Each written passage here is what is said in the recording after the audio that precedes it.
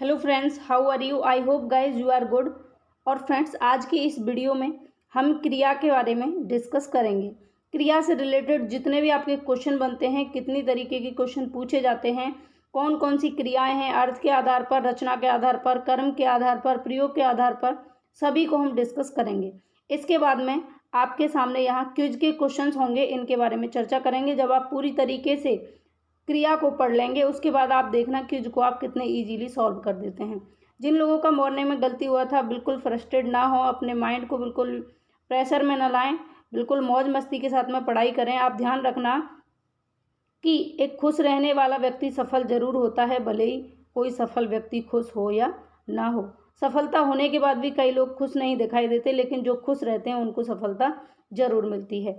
तो फ्रेंड्स, आपको सफलता तभी मिलेगी जब आप हैप्पी रहेंगे, माइंड को बिल्कुल टेंशन फ्री रखेंगे, एकदम एंजॉय के साथ में पढ़ाई करेंगे। ये पढ़ाई है, इसको प्रेशर में या दबाव में आकर नहीं, एंजॉय के साथ में पढ़िए जैसे आप और कामों को करते हैं। तो चलिए स्टार्ट करते हैं। तो फ्रेंड्स, आप देख सकते हैं इस पीडीएफ को बनाने के लिए, इस पीपीटी को बनाने के लिए मैंने 58 पेज आपके लिए बनाए हैं। अब आप आइडिया लगा सकते हैं कि इन 58 पेज को बनाने के लिए मुझे कितनी मेहनत करनी पड़ी होगी। तो बस मैं आपसे इतना कहूँगी कि मेरी इस मेहनत को आप बेकार ना जाने देंगे, मुझे इतना आप पे भरोसा है।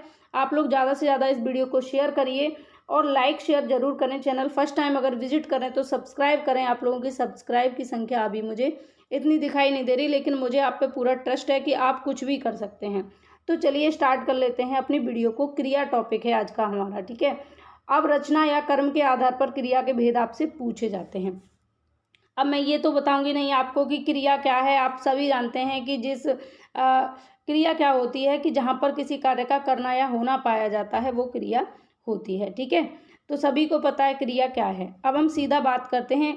क्रिया जो है, इसकी रचना के आधार पर या कर्म के आधार पर भेद पूछे जाते हैं। ध्यान रखना, अगर कर्म के आधार पर पूछा जाएगा तब भी आप 2 करेंगे और रचना के आधार पर पूछा जाएगा तब भी आप 2 करेंगे। सबसे पहली बात, अपने माइंड में ये सेट कीजिए कि कर्म और रचना अलग अलग नहीं है। कर्म और रचना के आधार पर अगर आपसे क्रिया के भेद पूछे जाते हैं तो आप 2 ही करेंगे, अकर्मक क्रिया और सकर्मक क्रिया। कौन कौन सी? अकर्मक और सकर्मक क्रिया, ठीक है।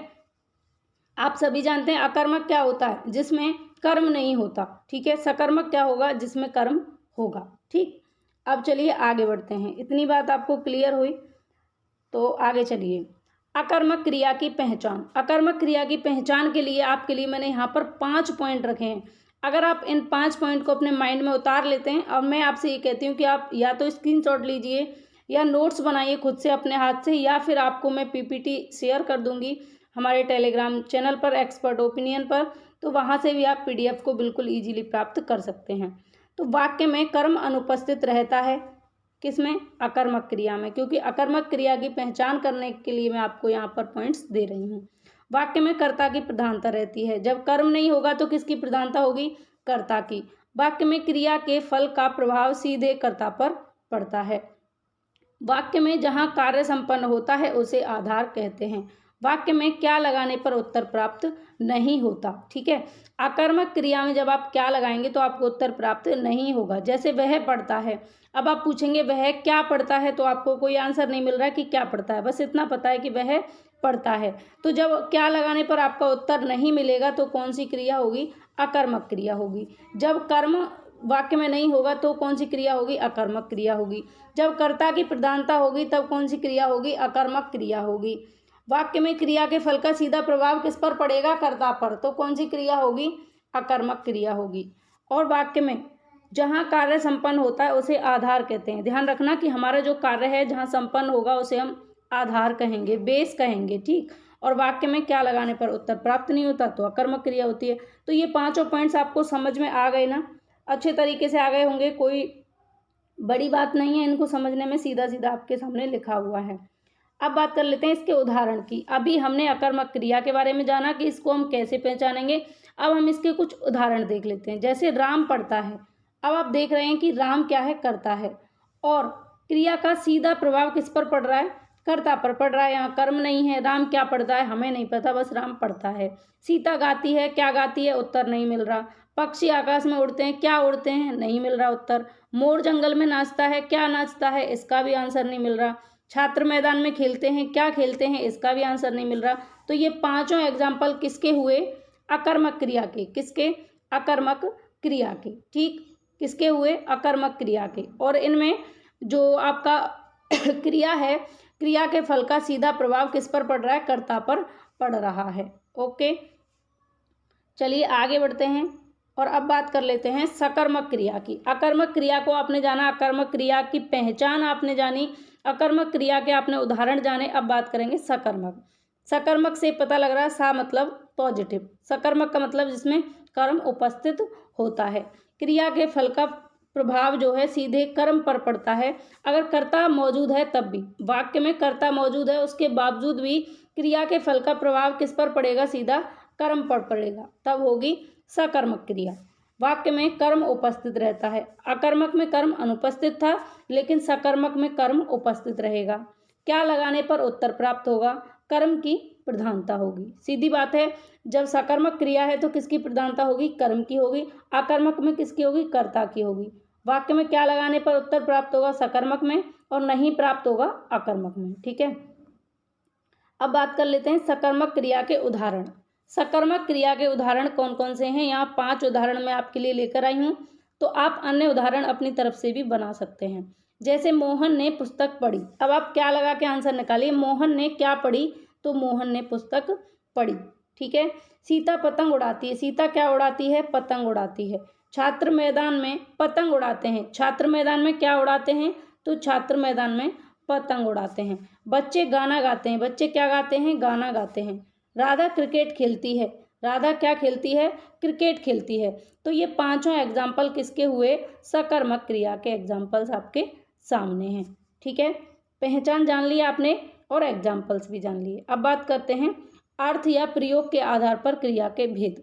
तो आप ध्यान रखेंगे, अर्थ के आधार पर 8 होंगे और प्रयोग के आधार पर 10 होंगे। यहाँ से बस इतना ही क्वेश्चन पूछा जाता है सीधा सीधा, अर्थ या क्रिया के आधार पर अर्थ या प्रयोग के आधार पर क्रिया के कितने भेद हैं। ठीक है, तो 8 या 10। अगर प्रयोग के आधार पर पूछेगा तो आपको 10 लगाना है, अर्थ के आधार पर पूछेगा तो 8 लगाना है। ठीक है, ध्यान रखना, अर्थ पहले है इसलिए मैंने 8 को पहले लिखा, प्रयोग बाद में है इसलिए मैंने 10 को बाद में लिखा। तो अर्थ के आधार पर क्रिया के भेद 8 और प्रयोग के आधार पर क्रिया के भेद कितने? 10। मूल क्रिया या धातु। सबसे पहली क्रिया कौन सी हो गई? मूल क्रिया या मूल धातु। दूसरी है सामान्य क्रिया। तीसरी है साधारण क्रिया। चौथी है सहायक क्रिया।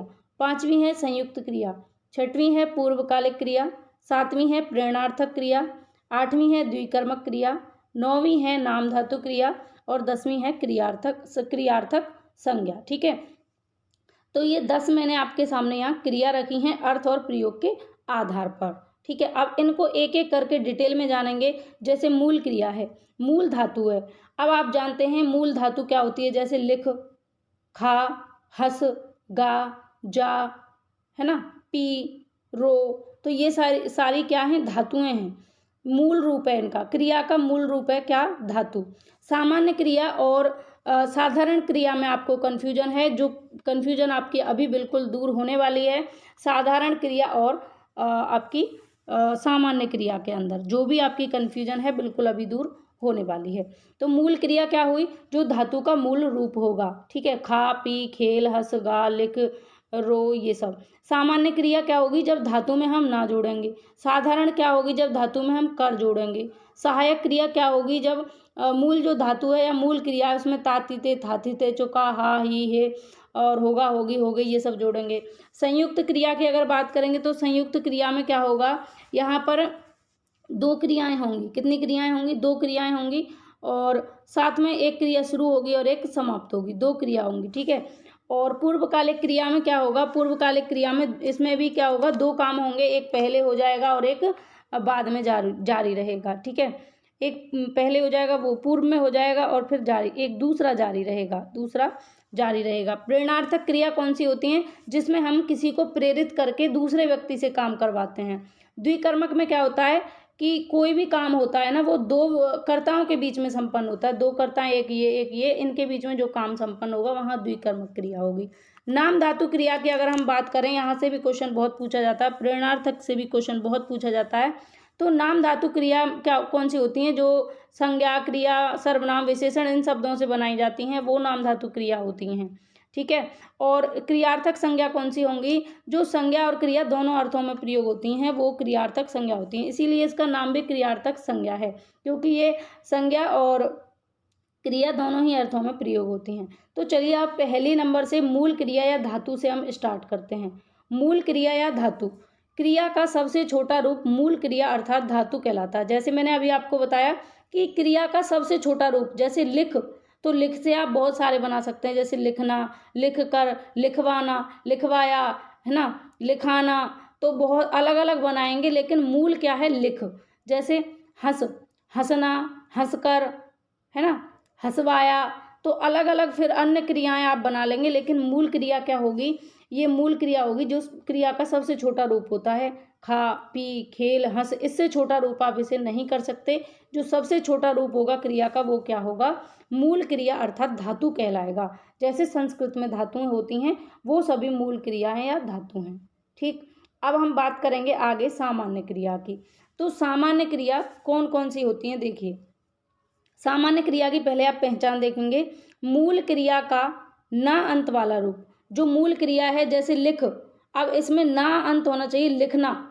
मूल क्रिया है हंस, तो इसमें ना अंत होना चाहिए, हंसना। मूल क्रिया है चल, तो इसका ना अंत होना चाहिए, चलना। मूल क्रिया है गा, तो इसका अंत क्या होगा, गाना। ठीक है। खेल, खेलना। पी, पीना। चल, चलना। पढ़, पढ़ना।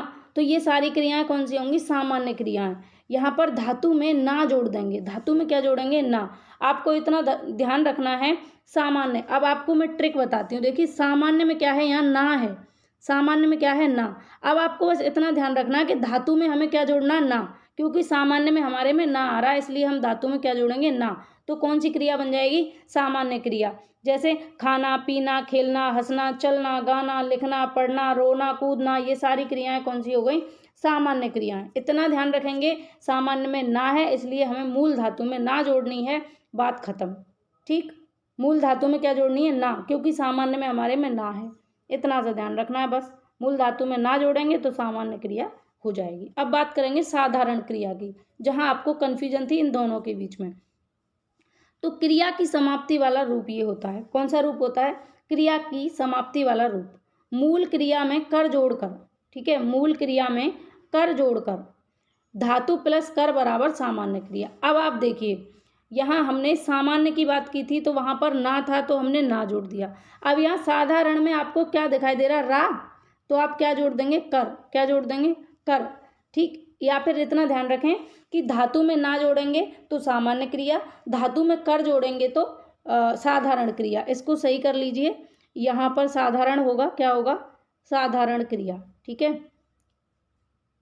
ठीक। इसको मैं PDF में करेक्शन करके दे दूंगी, इसको आप सही करिए। अभी अभी के लिए साधारण क्रिया कब होगी, जब हम धातु में कर जोड़ देंगे, तब हमारी कौन सी क्रिया होगी, साधारण क्रिया। ठीक है। धातु प्लस कर बराबर साधारण क्रिया। मूल क्रिया में कर जोड़कर क्या बनेगी, साधारण क्रिया। ठीक। मूल क्रिया में कर जोड़कर साधारण क्रिया, मूल क्रिया में ना जोड़कर सामान्य क्रिया। ध्यान रहेगा। जैसे कर जोड़कर खाकर, पीकर, खेलकर, हंसकर, चलकर, गाकर, लिखकर आदि। मूल क्रिया है खा, इसमें जोड़ा कर तो खाकर बना। मूल क्रिया है पी, इसमें जोड़ा कर तो पीकर बना। मूल क्रिया है क्या, खेल, और इसमें कर जोड़ा तो खेलकर बना। मूल क्रिया है हंस, कर जोड़ा हंसकर, चलकर, गाकर। तो ये समझ में आपके आ रहा होगा। और फ्रेंड्स, इस वीडियो को देखने के बाद अगर आपको मज़ा ना आए ना, तो मुझसे बात करना। अगर आपको मज़ा आए, इसको देखने के बाद ऐसा लगे कि हाँ मज़ा आ गया, कुछ नया सीखा है आपने, तो एक लाइक करना, पहले जोश में आकर लाइक करना, और उसके बाद में मुझे एक प्यारा सा कमेंट छोड़ना नीचे कि हाँ मैंने जो आपको बताया, जो आपको नॉलेज देनी चाहिए, जो भी मेरे पास था वो मैंने आपको देना चाहा, वो आपके बहुत अच्छे से समझ में आया। और कोई भी क्वेश्चन, कोई क्वेरी, कुछ भी हो तो कमेंट करके ज़रूर बताना। मुझे मोटिवेशन मिलता है आपके कमेंट्स देखकर। जैसे कल एक बहुत प्यारा सा कमेंट था, उसमें लिखा था कि बहुत अच्छी प्रस्तुति, कम टाइम में ज़्यादा चीज़ें देना। मुझे इतना अच्छा फील हुआ उसको पढ़ने के बाद में, क्योंकि हम वास्तव में मैं कोशिश करती हूँ कि आपको ज़्यादा चीज़ें मैं कम टाइम में दे सकूँ, क्योंकि आपका टाइम जो है बहुत कीमती है। मुझे पता है स्टूडेंट लाइफ बहुत कीमती है, इसमें हमारे लिए एक एक मिनट बहुत कीमती होता है। ठीक है। तो चलिए सहायक क्रिया की बात करते हैं। अब दोनों क्रियाएं आपको समझ में आई, कोई कन्फ्यूजन हो तो मुझे बताइए। मूल क्रिया में ना जोड़कर सामान्य क्रिया, मूल क्रिया में कर जोड़कर साधारण क्रिया। ठीक है, दोनों ही चीज़ों में आप बिल्कुल कंफ्यूज नहीं होंगे। अब बात करेंगे सहायक क्रिया की। मूल क्रिया में ता ती ते, मूल क्रिया में क्या जोड़ेंगे हम?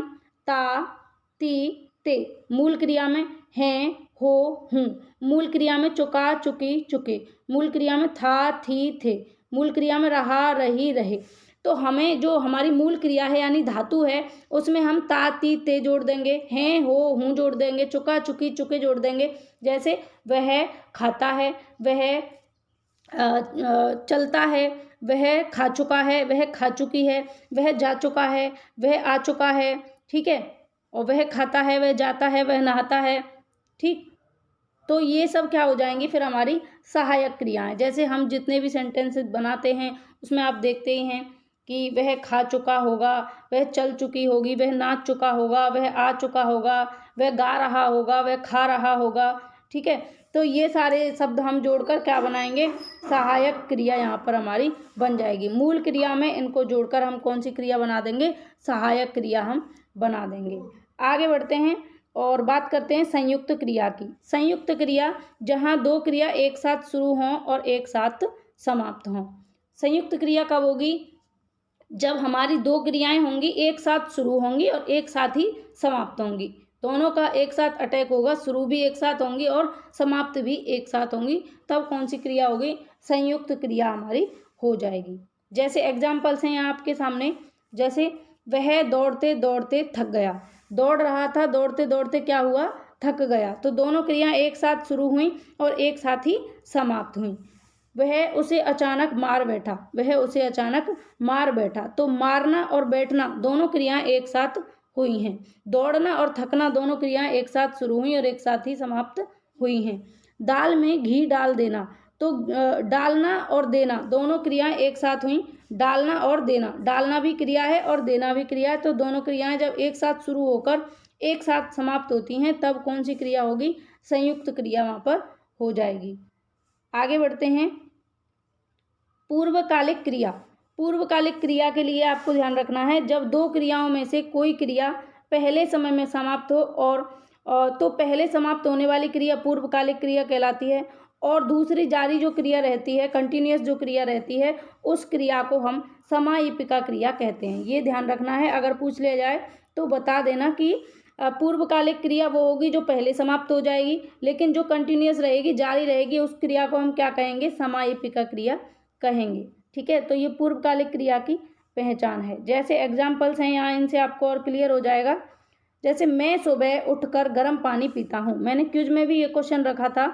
जैसे मैं सुबह उठकर गर्म पानी पीता हूँ। अब यहाँ पर दो क्रियाएं हुई हैं। देखिए, उठकर तो उठने की क्रिया पहले हो गई, फिर उसके बाद में गर्म पानी पीता हूँ तो पीने की क्रिया बाद में हुई। मैं सुबह उठकर, तो एक क्रिया जो थी हमारी पहले समाप्त हो चुकी है कि वह सुबह जल्दी उठा और उठने के बाद उसने क्या किया?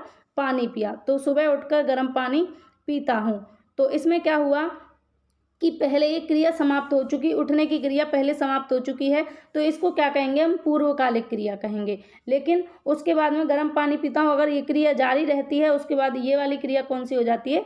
समायिपिका क्रिया हो जाती है। जो जारी रहती है दूसरी क्रिया, उसे क्या कहेंगे? समायिपिका क्रिया कहेंगे। नेक्स्ट एग्जाम्पल है, जैसे दादाजी पार्क में टहलकर अखबार पढ़ते हैं। तो दादाजी पहले क्या करते हैं? पार्क में टहलते हैं, तो टहलने की क्रिया हो जाती है। उसके बाद वो क्या करते हैं? अखबार को पढ़ते हैं, तो पढ़ने की क्रिया बाद में होती है। ठीक, हम नाश्ता करके कॉलेज जाते हैं। तो पहले क्या हुआ? नाश्ता करने की क्रिया हो गई, फिर उसके बाद में जाने की क्रिया हुई है, कॉलेज जाने की क्रिया।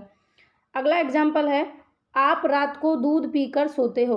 तो पहले क्या हुआ? आपने दूध पिया और उसके बाद में आपने क्या किया? सोए। तो पहले आप दूध पी लेते हैं, पहले आप दूध पीने की क्रिया को कर लेते हैं, वो क्रिया समाप्त हो जाती है और उसके बाद आप क्या करते हैं? फिर सोते हैं। तो आप रात को दूध पीकर सोते हो। इन चारों एग्जाम्पल्स को देख लीजिए ध्यान से।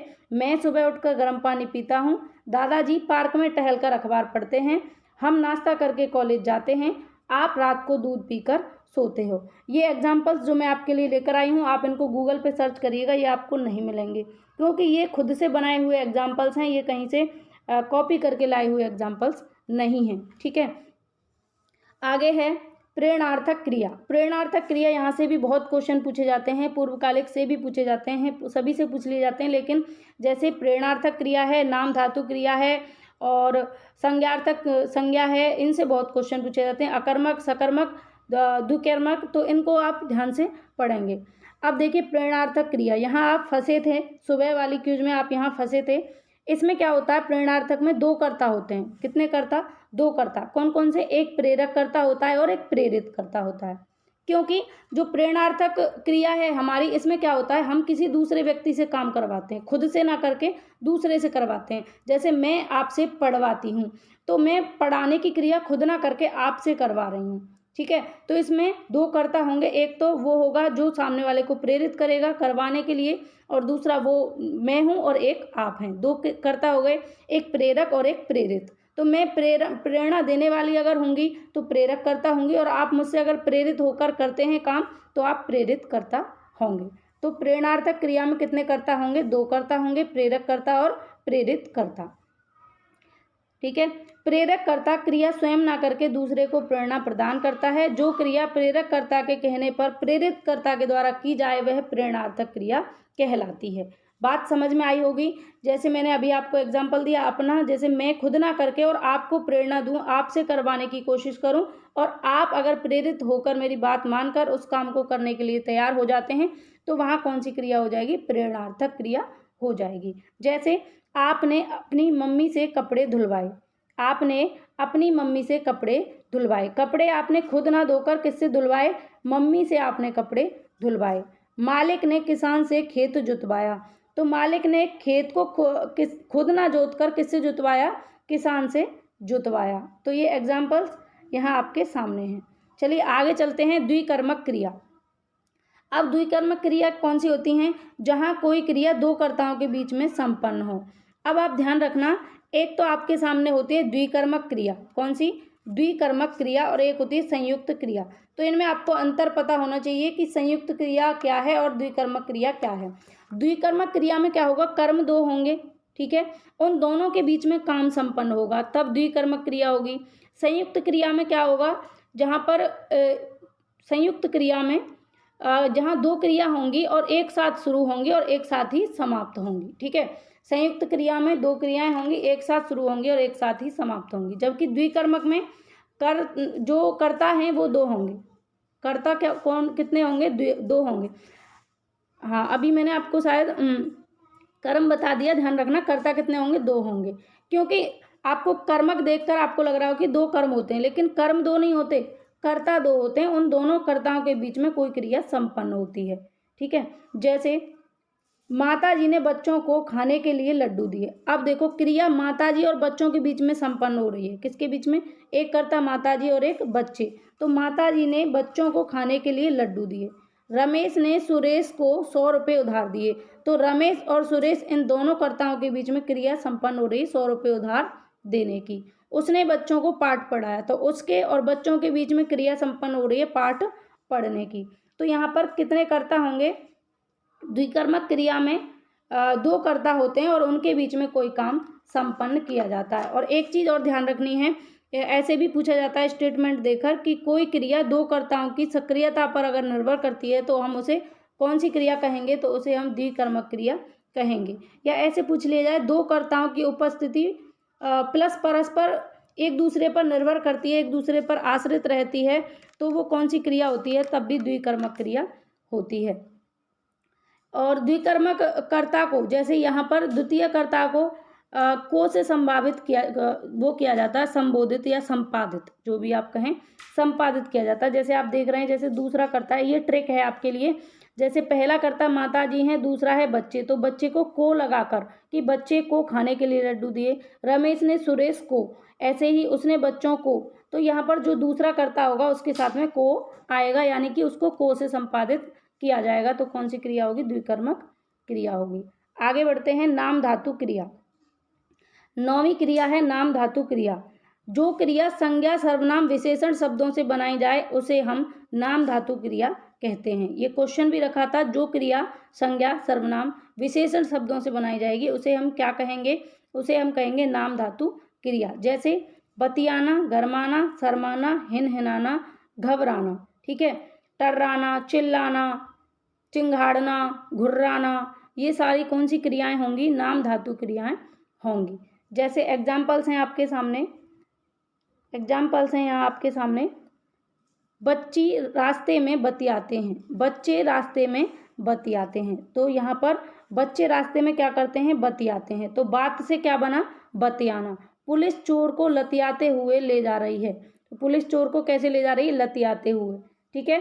थोड़ी चाय गरमा दीजिए, थोड़ी चाय गरमा दीजिए। तो गरम जो है विशेषण शब्द है, तो विशेषण से क्या बन गया? ये गरमाना बन गया, क्योंकि ये जो क्रिया है नाम धातु क्रिया संज्ञा सर्वनाम और विशेषण से ही बनती है। जैसे मेरी पत्नी मुझसे शर्माती है, तो शर्म से क्या बन गया? शर्माना।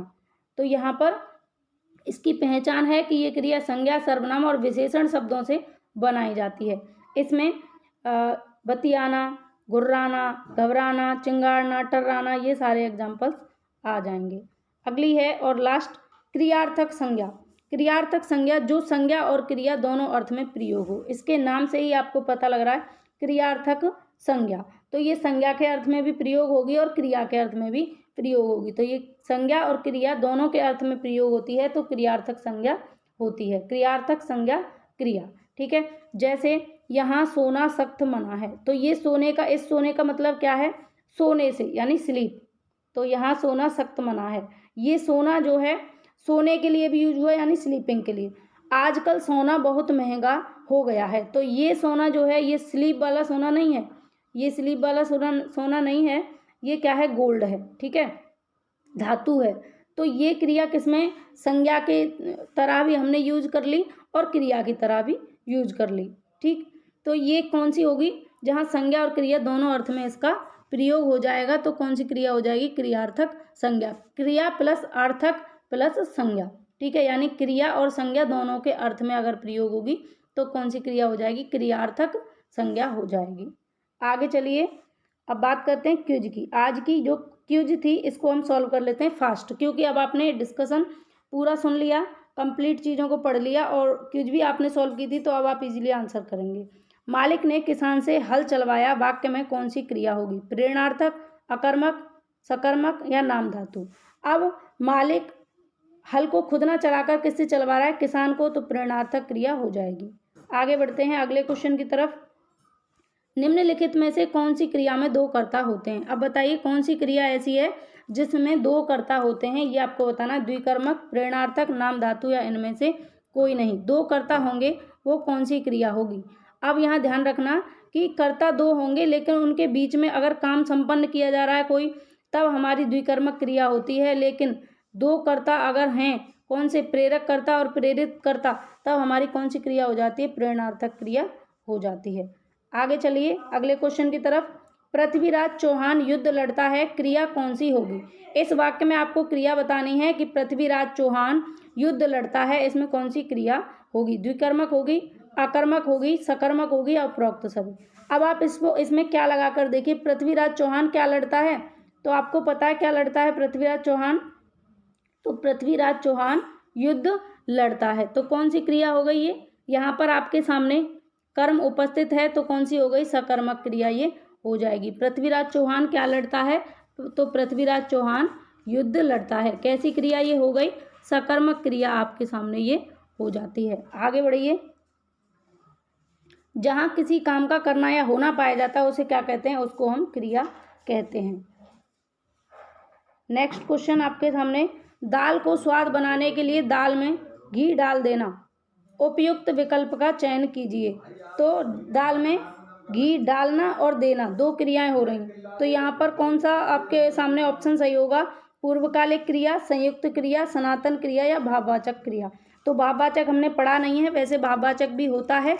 आपसे अगर पूछ लिया जाए, जैसे आपने देखा अपनत्व, अपनत्व शब्द जो है इसमें एक भाव ही प्रकट हो रहा है, अपनत्व हो गया, अपनापन हो गया, तो यहाँ भाववाचक क्रिया हो जाती है।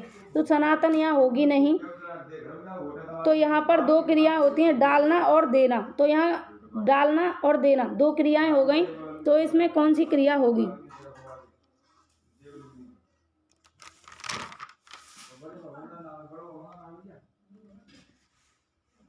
तो इसका करेक्ट आंसर हो जाएगा संयुक्त क्रिया। दाल को स्वाद बनाने के लिए दाल में घी डाल देना, तो दो क्रियाएं हो रही हैं, डालना और देना, तो कौन सी क्रिया हो गई? संयुक्त क्रिया। जब एक ही साथ क्रिया शुरू होती है और एक ही साथ समाप्त होती है, एक साथ शुरू होकर एक साथ समाप्त होती है, तो यहाँ संयुक्त क्रिया होगी। आगे है धातु प्लस ना बराबर कौन सी क्रिया होगी? सामान्य होगी, साधारण होगी, सहायक होगी या कोई नहीं। अब देखिए धातु प्लस ना किस में है आपके सामने? सामान्य में, तो कौन सी क्रिया हो गई? सामान्य क्रिया। धातु प्लस कर लगाकर कौन सी हो जाएगी? साधारण क्रिया। आगे है मेंढक कुएं में टर्रा रहे हैं, क्रिया कौन सी होगी? अभिकारी क्रिया, नाम धातु क्रिया, सकर्मक क्रिया या पूर्वकालिक क्रिया। मेंढक कुएं में टर्रा रहे हैं, इस वाक्य में कौन सी क्रिया होगी? चारों ऑप्शंस में से कौन सी क्रिया यहाँ होगी? मेंढक कुएं में टर्रा रहे हैं, तो इसमें हो जाएगी नाम धातु क्रिया। कौन सी क्रिया? नाम धातु क्रिया। जैसे बतियाना, गरमाना, गुर्राना, शर्माना, हिनहिनाना, इनमें कौन सी क्रिया होगी? नाम धातु क्रिया। अगला क्वेश्चन है माताजी ने बच्चों को खाने के लिए लड्डू दिए, इस वाक्य में कौन सी क्रिया होगी? नाम धातु क्रिया, क्रियार्थक संज्ञा, द्विकर्मक क्रिया या इनमें से कोई नहीं। माताजी ने बच्चों को खाने के लिए लड्डू दिए। माताजी ने बच्चों को खाने के लिए क्या दिए? लड्डू दिए। अब देखिए यहाँ पर दो कर्ता हैं, एक माताजी और एक बच्चे, तो इनके बीच में ये क्रिया संपन्न हो रही है। खाने के लिए लड्डू माताजी किसको दे रही हैं? बच्चों को। तब कौन सी होगी? द्विकर्मक क्रिया आपकी हो जाएगी। आगे चलिए अगले क्वेश्चन की तरफ। निम्नलिखित में से कौन सा उदाहरण प्रेरणार्थक क्रिया का नहीं है? ऑप्शन है बनवाना, बुलवाना, चलवाना या चलकर। अब आपको पता है कि जो यहाँ तीनों में आपको ना दिखाई दे रहा है, तो आप बनवा रहे हैं किसी से खुद ना बनाकर, बुलवा रहे हैं खुद ना बुलाकर, चलवा रहे हैं खुद ना चलाकर, तो ये तीनों कौन सी हो जाएंगे? प्रेरणार्थक, इसलिए ये गलत हो जाएंगे क्योंकि नहीं पूछा है। तो चलकर आपका सही हो जाएगा, क्योंकि ये कौन सी क्रिया है? चलकर। ना लगाएंगे तो कौन सी होगी? सामान्य, और कर लगाएंगे तो कौन सी होगी? साधारण। तो ये कौन सी क्रिया हो गई? साधारण क्रिया। आई होप कि आपको सामान्य और साधारण में अब कोई कन्फ्यूजन नहीं रही होगी। अगला है सूरज पश्चिम दिशा में निकलता है, उचित क्रिया का चयन कीजिए। सहायक क्रिया, संयुक्त क्रिया, साधारण क्रिया या इनमें से कोई नहीं। सूरज पूर्व दिशा में निकलता है, सूरज पूर्व दिशा में निकलता है, उचित क्रिया का आपको चयन करना है। यहाँ कौन सी क्रिया आपकी होगी? इस क्वेश्चन के लिए करेक्ट आंसर कीजिए। सूरज पूर्व दिशा में निकलता है, इसमें कौन सी क्रिया आपके सामने हो जाएगी? तो ये जो है सत्य सनातन है, जो चीज़ें हमेशा सत्य रहती हैं उसके लिए कौन सी क्रिया होगी? संयुक्त क्रिया आपकी हो जाएगी। संयुक्त क्रिया के लिए और भी कुछ पहचान है जो मैं आपको बता देती हूँ। जैसे हमेशा सत्य रहने वाली बात, जहाँ सनातन सत्य हो, जहाँ कार्य का आरंभ होना पाया जाए, ठीक है, तो वहाँ कौन सी क्रिया हो जाएगी? संयुक्त क्रिया आपकी हो जाएगी। और भी होता है, जैसे जहाँ व्यवस्था मजबूरी दिखाई देती है, जैसे गरीब की बीवी सभी की भाभी होती है ना, और जहाँ अवकाश या कार्य समाप्ति दिखाई दे वहाँ पर भी संयुक्त क्रिया होती है। जैसे मैं अब जा रहा हूँ, चलो अब चलते हैं, तो इनमें भी संयुक्त क्रिया होगी। आगे है अगला क्वेश्चन। सचिन पायलट केजरीवाल को सोने नहीं देता, इस वाक्य में कौन सी क्रिया होगी? सकर्मक होगी, अकर्मक होगी, उपरोक्त दोनों या इनमें से कोई नहीं। तो सचिन पायलट किसको सोने नहीं देता? केजरीवाल को सोने नहीं देता। तो सोने का प्रभाव किस पर पड़ रहा है यहाँ पर? तो सोने का प्रभाव केजरीवाल पर पड़ रहा है, केजरीवाल को नहीं सोने देता सचिन पायलट। तो यहाँ पर कौन सी क्रिया हो जाएगी? सकर्मक क्रिया हो जाएगी, अकर्मक नहीं होगी, क्योंकि यहाँ केजरीवाल जो है कर्म की तरह है, क्योंकि सोने का प्रभाव केजरीवाल पर पड़ रहा है। क्योंकि यहाँ ये जो वाक्य दिया है इसमें सोने का प्रभाव किस पर पड़ रहा है? केजरीवाल पर पड़ रहा है। तो इन दोनों, इसमें क्या होगा? यहाँ पर कर्म के रूप में प्रयोग हुआ है केजरीवाल का, तो यहाँ पर कौन सी क्रिया होगी? सकर्मक क्रिया हो जाएगी। आगे बढ़ते हैं। अगला क्वेश्चन है निम्नलिखित में कौन सा उदाहरण अकर्मक क्रिया का नहीं है? ऑप्शन है पक्षी आकाश में उड़ते हैं, मोर जंगल में नाचता है, राम पढ़ता है, बच्चा क्रिकेट खेलता है। अब देखिए आकाश में क्या उड़ते हैं? पता नहीं, पक्षी आकाश में उड़ते हैं, तो पक्षी आकाश में क्या उड़ते हैं? नहीं पता। मोर जंगल में नाचता है, क्या नाचता है? नहीं पता। राम पढ़ता है, क्या पढ़ता है? नहीं पता। बच्चा क्रिकेट खेलता है, बच्चा क्रिकेट खेलता है। अब बच्चा क्या खेलता है? क्रिकेट खेलता है। तो आंसर मिल रहा है क्या का? तो यहाँ कौन सी क्रिया हो गई? सकर्मक। जबकि आपसे पूछा है अकर्मक का कौन सा उदाहरण नहीं है, तो ये तीनों हैं इसलिए गलत हो गए, ये नहीं है इसलिए यही सही हो गया। ये किसका है? सकर्मक का। जबकि आपसे पूछा यही है कि कौन सा यहाँ पर अकर्मक का उदाहरण नहीं है, तो यही अकर्मक का उदाहरण नहीं है। आगे चलिए, वाक्य में क्रिया के फल का प्रभाव सीधे कर्ता पर पड़ता है तब कौन सी क्रिया होती है। जब वाक्य में क्रिया जो होगी, क्रिया के फल का सीधा प्रभाव किस पर पड़ेगा, कर्ता पर पड़ेगा, तब कौन सी क्रिया होगी, द्विकर्मक होगी, सकर्मक होगी, आकर्मक होगी, या इनमें से कोई नहीं। तो सीधा किस पर प्रभाव पड़ रहा है, कर्ता पर पड़ रहा है। किस पर, कर्ता पर, क्योंकि कर्म उपस्थित नहीं है तो सीधा फल किस पर पड़ रहा है, कर्ता पर। तो कौन सी क्रिया हो गई, आकर्मक क्रिया यहाँ पर हो जाएगी। ऑप्शन आपका थर्ड यहाँ करेक्ट हो जाता है। आगे बढ़िए अगले क्वेश्चन की तरफ। प्रेरक कर्ता क्रिया स्वयं ना करके दूसरों को डैश प्रदान करता है। तो प्रेरक कर्ता जो होगा वो क्या करेगा, दूसरा एक प्रेरित कर्ता होगा उसको क्या प्रदान करेगा, प्रेरणा प्रदान करेगा और उससे कार्य करवाएगा। तो सेकंड ऑप्शन करेक्ट हुआ। आगे है, जिसके द्वारा क्रिया संपन्न हो वह कौन सा कर्ता कहलाता है। जिसके द्वारा क्रिया को संपन्न किया जाता है वो कौन सा कर्ता होगा, वो होगा प्रेरित कर्ता, क्योंकि आप प्रेरणा देने वाले हैं, प्रेरक कर्ता हैं, जो क्रिया को संपन्न करेगा वो प्रेरित कर्ता होगा। ठीक है, आगे है अगला क्वेश्चन। मूल क्रिया में चुका होगा, चुकी होगी, चुके होंगे जोड़कर कौन सी क्रिया बनाई जाती है। तो जो मूल क्रिया है उसमें चुका होगा, चुके होंगे, चुका जो भी है, ही है, रहा, रही, रहे, ये सब जोड़कर हम कौन सी क्रिया बनाते हैं। तो इसका आंसर हो जाएगा सहायक क्रिया। कौन सी क्रिया, सहायक क्रिया हम बनाते हैं। अगला क्वेश्चन है आपके सामने, कौन सा उदाहरण साधारण क्रिया का नहीं है। ऑप्शन है लिखना, खाकर, पीकर, हंसकर। अब इस क्वेश्चन का आप इजीली आंसर कर सकते हैं कि इन सभी के पीछे कर कर कर। मैंने आपको बताया मूल धातु, जैसे खा में कर जोड़ेंगे साधारण क्रिया, खा में पी में कर जोड़ेंगे तो साधारण क्रिया, हंस में कर जोड़ेंगे तो साधारण क्रिया। जबकि लिखना कैसी क्रिया है, लिखना कैसी क्रिया है, तो लिखना आपकी कैसी है, सामान्य क्रिया है। आप सभी को मैं बता चुकी हूँ कि सामान्य में ना आ रहा है और मूल धातु में ना जोड़कर हम सामान्य क्रिया बना देते हैं। अब मुझे बताना कि इसमें किसी को कन्फ्यूजन तो नहीं रही। आगे है, खाना, पीना, खेलना, हंसना किस क्रिया के उदाहरण हैं। ऑप्शन है साधारण क्रिया, सामान्य क्रिया, संयुक्त क्रिया, सहायक क्रिया। अब देखिए, मूल धातु में ना जोड़ा, ना जोड़ा, ना जोड़ा, ना जोड़ा, ना जोड़ा, तो कौन सी क्रिया बन गई, सामान्य क्रिया बन गई। ठीक है, कोई कन्फ्यूजन। आगे है, निम्नलिखित में से कौन सा पूर्वकालिक क्रिया का उदाहरण नहीं है। ऑप्शन है, मैं सुबह उठकर गर्म पानी पीता हूँ, हम नाश्ता करके कॉलेज जाते हैं, सुरेश ने महेश से चाय बनवाई, आप रात को दूध पीकर सोते हैं। अब देखिए यहाँ पहली क्रिया हुई दूध पीना, फिर हुई सोना, पहली क्रिया हुई नाश्ता करना, दूसरी हुई जाना, पहली क्रिया हुई उठना और फिर दूसरी हुई पीना। अब यहाँ इसमें कोई दो क्रिया नहीं हो रही, इसमें दो कर्ता हैं, सुरेश और महेश से चाय बनवाता है, चाय को खुद ना बनाकर किससे बनवाता है, महेश से बनवाता है। तो ये प्रेरणार्थक क्रिया हो जाएगी। ठीक है, आगे चलिए। वह दौड़ते दौड़ते थक गया, वाक्य में कौन सी क्रिया से संबंधित है। वाक्य जो है वो कौन सी क्रिया से संबंधित है। वह दौड़ते दौड़ते थक गया, सामान्य क्रिया नहीं होगी, कोई ना नहीं जुड़ रहा है, साधारण क्रिया नहीं होगी, कर नहीं जुड़ रहा है, संयुक्त क्रिया और सहायक क्रिया। सहायक नहीं होगी क्योंकि सहायक में चुका, चुकी, चुके, था, थी, थे, रहा, रही, रहे, हैं, हूँ, हो, ये सब जुड़ेंगे तो कौन सी क्रिया हो गई, सीधा सीधा संयुक्त क्रिया हो गई। इल्यूमिनेट किया करिए, ऑप्शंस को अलग किया करिए कि ये नहीं होगा, ये नहीं होगा, ये नहीं होगा, तो कौन सा होगा, ये होगा फिर। ठीक है, चलिए आगे बढ़ते हैं। अगला क्वेश्चन है, जहाँ कोई क्रिया दो कर्ताओं के बीच में संपन्न हो तो कौन सी क्रिया होती है। पूर्वकालिक क्रिया, द्विकर्मक क्रिया, आकर्मक क्रिया, सकर्मक क्रिया।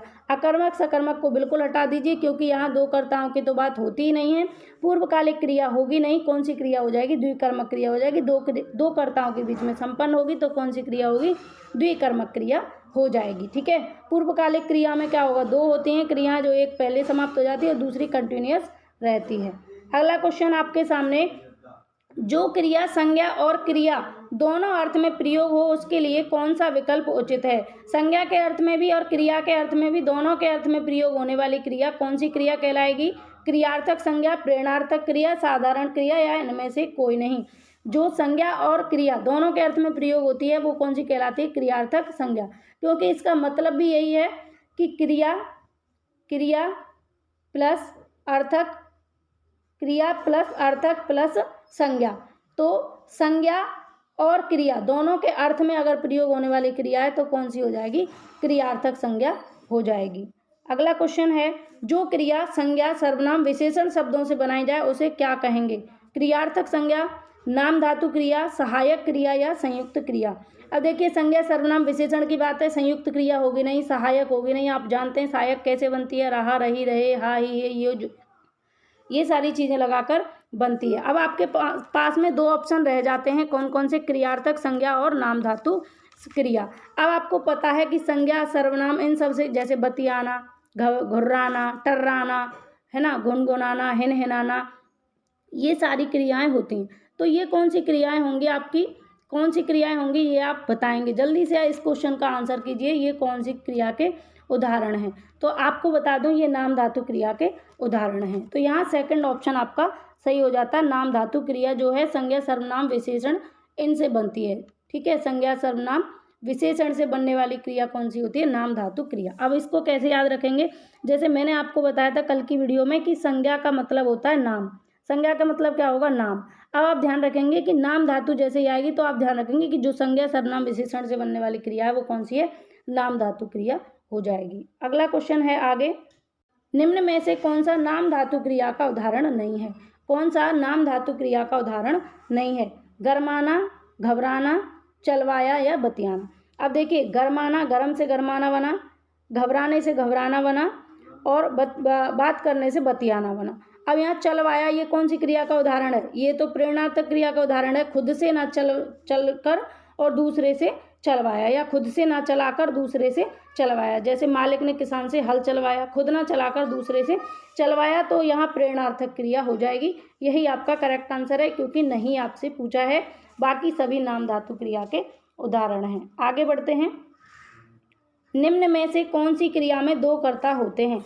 तो यहाँ पूर्वकालिक क्रिया, द्विकर्मक क्रिया, नाम धातु क्रिया या प्रेरणार्थक क्रिया।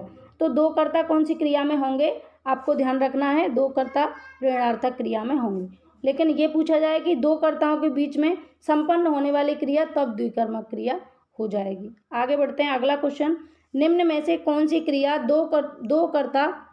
निम्न में से कौन सी क्रिया के दो कर्ता होते हैं। यही सेम क्वेश्चन है, इसमें मैंने करेक्शन किया था क्योंकि यहाँ कर्ता में मिस्टेक हो गई थी, इस वजह से ये सेकंड टाइम आया है। प्रयोग के आधार पर क्रिया के कितने भेद होते हैं। तो प्रयोग के आधार पर क्रिया के कितने भेद होंगे, प्रयोग के आधार पर क्रिया के 10 भेद होते हैं। अब इसको कैसे याद रखेंगे, इनमें कंफ्यूज होंगे, क्योंकि अर्थ छोटा है दिखने में, तो ये 8 भी छोटा है, प्रयोग दिखने में या लिखने में बड़ा है, उसी तरीके से 10 भी संख्या में बड़ा है। तो अर्थ के आधार पर 8 और प्रयोग के आधार पर 10 क्रिया के भेद होते हैं। अब अर्थ के आधार पर पूछा है तो अर्थ के आधार पर 8 होंगे। आगे बढ़िए, कौन सा सकर्मक क्रिया का उदाहरण नहीं है। ऑप्शन है, ड्राइवर बस चला रहा है, सोहन दूध पी रहा है, बच्चा रोता है, रमेश ने सुरेश को दवाई दी। इसमें से कौन सा सकर्मक क्रिया का उदाहरण नहीं है। ठीक है, ये आपको बताना है। अब देखिए, सोहन दूध पी रहा है, क्या पी रहा है, दूध पी रहा है। ड्राइवर बस चला रहा है, क्या चला रहा है, बस चला रहा है। रमेश ने सुरेश को दवाई दी, बच्चा रोता है। बच्चा क्या रोता है, इसका आंसर नहीं मिल रहा, तो यही आपका करेक्ट है। रमेश ने सुरेश को दवाई दी, क्या दी, दवाई दी, तो ये भी आपका इसका उदाहरण है सकर्मक का। तो ये तीनों गलत हो जाएंगे और ये सही हो जाएगा, बच्चा रोता है। ये किसका है, अकर्मक का उदाहरण हो जाएगा। आगे है, सीता गाती है, वाक्य में कौन सी क्रिया है। सीधा सीधा आपको पता है, इसमें कर्म नहीं है, कर्म की अनुपस्थिति है, तो अकर्मक क्रिया ये हो जाएगी। क्वेश्चन नेक्स्ट, वाक्य में कौन सी क्रिया में कर्म की अनुपस्थिति रहती है। ऐसी कौन सी क्रिया है जिसमें कर्म की अनुपस्थिति रहती है, कर्म नहीं होता। सकर्मक, अकर्मक, उपरोक्त दोनों, इनमें से कोई नहीं। तो जिसमें कर्म उपस्थित नहीं होगा, कर्म की अनुपस्थिति रहेगी, तो वो अकर्मक क्रिया हो जाएगी, और जिसमें कर्म उपस्थित रहेगा वो सकर्मक क्रिया हो जाएगी। अगला क्वेश्चन, रचना के आधार पर क्रिया के कितने भेद हैं। तो रचना के आधार पर क्रिया के 2 भेद होते हैं। ठीक है, रचना के आधार पर क्रिया के कितने भेद होते हैं। तो रचना के आधार पर क्रिया के 2 भेद होते हैं, इसको आप ध्यान रखेंगे। रचना पूछा जाए या आपसे कर्म पूछा जाए, कर्म के आधार पर भी 2 और रचना के आधार पर भी 2 होते हैं। तो फ्रेंड्स, ये थी आज की वीडियो। इसमें हमने 58 पेज को डिस्कस किया है। अगर आप लोगों को पसंद आए तो लाइक करना, अपने दोस्तों के साथ में शेयर ज़रूर करना सभी को, जिससे हेल्प हो सके। जिन लोगों को क्रिया में कन्फ्यूजन है उनका कन्फ्यूजन दूर हो जाएगा। चैनल फर्स्ट टाइम विजिट करें तो सब्सक्राइब करके नोटिफिकेशन आइकन को ऑल पर क्लिक करके रखें, ताकि आने वाली जो भी वीडियोज़ होंगी वो सभी आपको मिलती रहेंगी। एक्सपर्ट ओपिनियन पर आने के लिए आपका बहुत बहुत धन्यवाद, और इसको आगे तक फैलाते रहिए। इस एक्सपर्ट ओपिनियन अपने परिवार को बड़ा रूप देते रहिए। और आप हमें फेसबुक, इंस्टाग्राम, टेलीग्राम और ट्विटर पर भी फॉलो कर सकते हैं। इस वीडियो में बस इतना ही। पढ़ते रहिए, मुस्कुराते रहिए। कल की क्विज 11 AM होगी, तो सुबह 11 बजे सब लोग रेडी रहिएगा। टॉपिक मैं आपको ग्रुप में बता दूंगी कि टॉपिक क्या रहेगा, उसको अच्छे से पढ़ के आइएगा, क्योंकि क्वेश्चंस की क्वालिटी मैं बहुत अच्छे तरीके की लेकर आऊँगी। ध्यान रखना, जैसे पर डे लाती हूँ तो आप अच्छे तरीके से पढ़ के उसे आएंगे। और इस मेहनत को देख लीजिएगा कि PPT बनाने में कितना टाइम लगा होगा, उसके हिसाब से आप अपना रिस्पॉन्स रख दीजिएगा। चलिए मिलते हैं अगली वीडियो में, तब तक के लिए बाय बाय, टेक केयर, अपना ख्याल रखें।